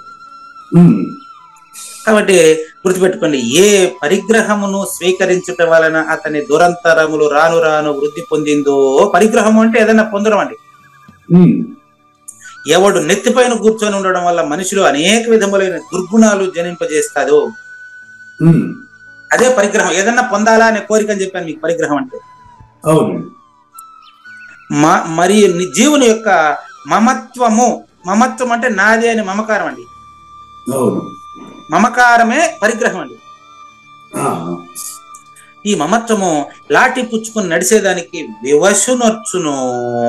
వివశనొచ్చును అంటే అది పూర్తిగా తనను తాను మరిచిపోయేట్టుగా చేస్తుంది ఆ కోరిక. అది మైమరిపింపు చేస్తుంది విషయాలు. కాబట్టి మరి శిష్యులు మరియు శాస్త్రాదుల గురించి కూడా ఆడంబరంగా రాసి మఠము ముద్రాది డాంబికములు నిలిపి సన్యాసులను కూడా తన వల్ల చిక్కించుకుంటాదండి ఇది పరిగ్రహం అనేది. ఇందాక మీరు చెప్పిందేనండి పరిగ్రహం. ఇది మఠాధిపతులు పీఠాధిపతులు వస్తే అతను వస్తే ఇంతమంది వసూలు చేసి ఇంత ఇవ్వాలా అతనికి ఇంత అదంతా అది ఇదేనండి. అవన్నీ ఉంటాయండి. మఠాధిపతులు వస్తే ఇప్పుడు చూసాను చాలా మంది. అది రూల్ అంట. అది ఏం రూల్ వాళ్ళకి తెలియదు. రూలు వాడికి డబ్బు ఇవ్వాలా, అది టౌన్ పాపల్లో పెట్టి ఇవ్వాలా, ఎన్ని చూశాను. ఆడంబరముగా రాసి పెట్టారు దాన్ని. జ్ఞానేశ్వరి మఠాధిపతులు ముద్రాధిపతులు డాంబికములు నిలిపి సన్యాసులను కూడా తన వలలో చిక్కించుకుంటారు. వాడు దానికి బానిస అయిపోతాడు, బోధకు దూరం అయిపోతాడు. ఏదైతే ఇంట్లో కుటుంబ రూపమున వెంట పడతాది, అరణ్యంలో కూడా ఏదైతే వన్య రూపమున ఎల్లప్పుడూ ఎదుట నిలిచి ఉండునో ఎక్కడికి పోయినా ఇది వదలదు. నా కుటుంబాన్ని వదిలేసి పొడుస్తానంటాడు. ఆడిపోతే కుటుంబం తలకాయలో ఉండే కుటుంబాన్ని ఏం చేసేది. కాబట్టి నగ్న శరీరాలని కూడా వెంటాడుట వదలదు. చాలా ఒక చెప్తాడు, నేను ఇప్పేస్తాడు. అహంకారాన్ని ఇప్పే మనం బట్టలుగా ఇప్పేది. అహంకారాన్ని ఇప్పుడు అహంకారం. నేను అదే మీకు చెప్పింది. 4 ఏళ్ల వయసు అప్పుడు డ్రైవర్ వేసుకోమంటే పరిగెత్తాడు రోడ్లకి, అది అడ్డమని. అది ఎందుకు ఎగ్జాంపుల్ చెప్తున్నానంటే అహంకారాన్ని ఆ విధంగా ఇప్పాలా, ఈ విధంగా కాదు. అటువంటి స్థితిని మళ్ళీ ఇప్పుడు అనుభవిద్దాం అంటే ఇప్పుడు బట్టలు వదిలేసి తిరగమనే నో. ఆ మానసిక స్థితిని మళ్ళీ పొందండి. ఆ మానసిక స్థితిని సద్గురు బోధగా పిల్లలు దేవుడు చల్లని వారు అన్నారు. ఆ టైంలో ప్రతి ఒక్కరూ సమానమైన మనస్తత్వాన్ని కలిగి ఉంటాం కదండి. 3 ఏళ్ళు 4 ఏళ్ళప్పుడు ఎవరి తల్లి ఎవరి తండ్రి మనకు ఎవరికి తెలియదు. అందరూ సమత్వ బుద్ధిని అందరినీ అందరిలాగా చూస్తూ ఉంటాం. కొద్దిగా వయసు వచ్చేటప్పటికి వీడు నా ఫ్రెండ్, వీడు నా శత్రువు, ఇదంతా మనం పెట్టుకుంటాం. కాబట్టి అట్టి పరిగ్రహము అనే పేరు కలిగినటువంటి అజేయుడైనటువంటి ఆ శత్రువు యొక్క ఆశ్రయస్థానాన్ని కూడా వీరుడు నాశనం చేస్తాడు. అప్పుడు అతను సంసారమును జయించినాననేటువంటి ఆనందాన్ని అనుభవిస్తాడు. ఎప్పుడు 6 తొలగించుకుంటేనే. 6 తొలగించుకోవడం అంటే అహంకారాన్ని తొలగించుకుంటే అన్ని పోతాయి. కాబట్టి అహంకారాన్ని గురువు ఇచ్చినటువంటి గురు ధ్యానంతో కానీ అహంకారాన్ని సద్గురు పూర్తిగా సమర్పించి ఇచ్చేస్తే అహంకారాన్ని కోసి గురువు దగ్గర గురువు పాదాల ముందర పెట్టాలా. అదే మనకు అన్నమయ్య ఒక కీర్తనలో చెప్తాడు కదా, యజ్ఞంలో జ్ఞాన యజ్ఞమీ గతి మోక్ష సాధనము అనే పాట పాడారు మీరే ఈ గ్రూప్ లోనే. అప్పుడు అహంకారాన్ని కోసి జ్ఞాన యజ్ఞంలో సద్గురువుకి సమిధలుగా సమర్పించేసేయి. అప్పుడు మిగిలేటువంటి నువ్వు మాత్రమే ఉంటావు. అప్పుడు అంటే సద్గురువు మాత్రమే ఉంటాడు. అప్పుడు నువ్వే గురు శిష్యు రహితమైనటువంటి నువ్వు, ఇంకా నీకేం కావాలి, అంతటా నిబిడీకృతమైనటువంటి నువ్వు పరమేశ్వరుడు నువ్వేనని తెలియబడేటటువంటి విషయమే ఇక్కడ మనకు అహంకారం, బలం, దర్పం, కామం, క్రోధం పరిగ్రహం. పరిగ్రహం అండి. పరిగ్రహం అంటే ఏదైనా తీసుకునేది. అపరిగ్రహం అంటే దేనికి అంటకుండా జీవించేది. కాబట్టి వీటిని విముచ్య విడిచిన తర్వాత నిర్మమః నేను అనేది ఉండదు. దాన్నే మరి మోక్ష స్థితి అంటారు, అది కొత్తగా నేను తెచ్చేది కాదు అనేటువంటి విషయాన్ని మనం తర్వాత ఎపిసోడ్ లో చూద్దామండి. లేనిది లేదు లేదు, ఉన్నది లేకపోవుట లేదయ్యా, ఈ గొప్ప మర్మమంతా నీ వలన తేటగా తెలిసెనయ్యా. అహంకారము బలమును, దర్పము కామము క్రోధంబును, పరిగ్రహంబును మమతను పూర్తిగా వదిలిన శాంతియుతుడు పరిపూర్ణ భావంబును పొందుటకు పాత్రుడవుతున్నాడయ్యా. శ్రీకృష్ణుని పలుకును సూటిగా తలపల మునిరత్నమే, శ్రీమించిన భావమై సద్గురువు చెప్పకనే చెప్పెను గదా. సద్గురాత్మ మంగళ అమ్మ కానండి. జయ మంగళం నిత్య శుభమంగళం, జయతు జయ మంగళం మహోత్సవ మంగళం. జయ మంగళం నిత్య శుభమంగళం, జయతు జయ మంగళం మహోత్సవ మంగళం. శ్రీమించున చలంబు సూచించినటువంటి దక్షిణామూర్తికి దండమిడుతూ, శ్రీమించున చలంబు సూచించినటువంటి దక్షిణామూర్తికి దండమిడుతూ, శ్రీ మహావిష్ణువు సూర్య భగవానుడు యాజ్ఞవల్కి జనక రాజ ఋషికి జయ మంగళం నిత్య శుభమంగళం, జయతు జయ మంగళం మహోత్సవ మంగళం. అయం వ్యర్థ బాహ్య కోపిన భవతి అనే సుఖయోగి సాంది పరుసుల వరుస. అయం వ్యర్థ బాహ్య కోపిన భవతి అనే సుఖయోగి సాంది పరుసుల వరుస. దీనినే శ్రీకృష్ణ పరమాత్మ వద్దనే ఎరిగరిగిన ఉద్ధవార్జునులకు జయ మంగళం నిత్య శుభమంగళం, జయతు జయ మంగళం మహోత్సవ మంగళం. శ్రీ అల్లమా ప్రభు బసవేశ్వరుండును బ్రహ్మానంద రామానంద స్వామి. శ్రీ అల్లమా ప్రభు బసవేశ్వరుండును బ్రహ్మానంద రామానంద స్వామి. నవరసాలు లిఖించు నాట్యమయూరిగా గీతను మలచిన జ్ఞానేశ్వరులకు జయ మంగళం నిత్య శుభమంగళం, జయతు జయ మంగళం మహోత్సవ మంగళం.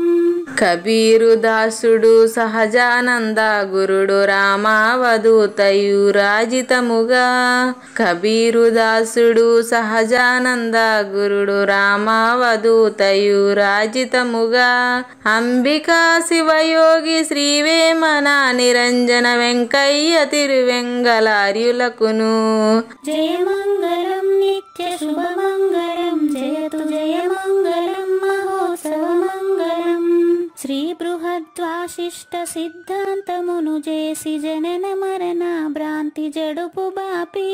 శ్రీ బృహద్వాశిష్ట సిద్ధాంతమును చేసి జనన మరణ భ్రాంతి జడుపు బాపి. అచల సాంప్రదాయమవనిలో నెలకొలిపి అందించినట్టి శివరాములకును జయ మంగళం నిత్య శుభమంగళం, జయతు జయ మంగళం మహోత్సవ మంగళం. మెప్పైన బోధల తిప్పలు బాపిన అప్పయ్య మంత్రియు అచల గురులు. మెప్పైన బోధల తిప్పలు బాపిన అప్పయ్య మంత్రియు అచల గురులు. పరశురామ సీతారామ స్వామి ప్రభులు నరసింహ యోగి గురువర్యులకును జయ మంగళం నిత్య శుభమంగళం, జయతు జయ మంగళం మహోత్సవ మంగళం. కంద కందార్థముల నందించి బృందముకు రంది పాపిన కృష్ణ ప్రభువునకును. కంద కందార్థముల నందించి బృందముకు రంది బాపిన కృష్ణ ప్రభువునకును. పలుకులా కందనిది పరబయలు ఇది అని పలికిన ఫీల్కాన లక్ష్మణునకు జయ మంగళం నిత్య శుభమంగళం, జయతు జయ మంగళం మహోత్సవ మంగళం. ఫీల్కాన లక్ష్మణుల ప్రియ శిష్యవర్యుండు అవధూతయని పేరావనియందు. ఫీల్కాన లక్ష్మణుల ప్రియ శిష్యవర్యుండు అవధూతయని పేరావనియందు. పాఠాలు నేర్పించి పిలిచి పీఠాలు ఏర్పరచి శంఖబాపిన వెంకటేశ్వర వదూతకు జయమంగళం నిత్య శుభమంగళం జయతు జయమంగళం మహోత్సవమంగళం. బట్టబయలున ఎరుక పుట్టనే లేదని బాలాజీ సింగు ఈ కీలు తెలిపే. బట్టబయలున ఎరుక పుట్టనే లేదని బాలాజీ సింగు ఈ కీలు తెలిపే. మూలమూలేనట్టు ఎరుకేమి లేదని తెలియజెప్పిన మునిరత్నమార్యులకును జయమంగళం నిత్య శుభమంగళం జయతు జయమంగళం మహోత్సవమంగళం. నరస్వప్నము వంటి సురస్వప్నమిది అని పరిపూర్ణ దర్శినిని ప్రకటపరచి. నరస్వప్నము వంటి సురస్వప్నమిది అని పరిపూర్ణ దర్శినిని ప్రకటపరచి. సహజాచల రాజయోగి సద్గురు కృపచ సాంప్రదాయక గురుల సరసన జేరే. జయమంగళం నిత్య శుభమంగళం జయతు జయమంగళం మహోత్సవమంగళం. నిష్కల్మషానంద నిజ గురుని శిష్యుండు లింగమూర్తి లిపిని పొందుపరచి. నిష్కల్మషానంద నిజ గురుని శిష్యుండు లింగమూర్తి లిపిని పొందుపరచి. కార్వేటి నగరము పురవాసుడైనట్టి పూజారి వెంకటేశునకంకితం బిది. జయమంగళం నిత్య శుభమంగళం జయతు జయమంగళం మహోత్సవమంగళం. జయమంగళం నిత్య శుభమంగళం జయతు జయమంగళం మహోత్సవమంగళం.